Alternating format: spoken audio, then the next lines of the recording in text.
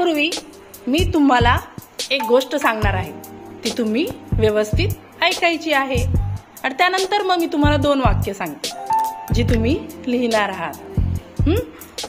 तर गोष्ट आहे झाऱ्याचा पाऊस. झाऱ्याचा पाऊस. तर या साहिल, मेघा, आचारी आणि दोस्त अशी काही पात्र आपल्यासोबत भांडी घेऊन आला. त्याच्याकडे एक झारा होता.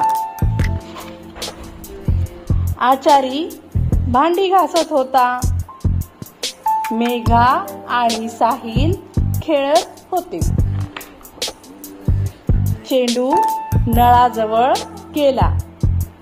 साहिल चेंडू आणायला गेला. झाऱ्यातून पाऊस पडत होता. साहिलने सगळ्यांना बोलवले. भांडी वाळत घातली होती. 2 मुलांनी झारा उचलला. मेघाने झाले तुमचे लेखन करून? टीचर, मी हे दोन्ही वाक्य लिहिलेले आहेत आणि एक वाक्य झाल्यानंतर मी स्वल्पविराम दिलेला. खूप छान, अगदी बरोबर. खूप छान तुम्ही लेखन केलेले आहे.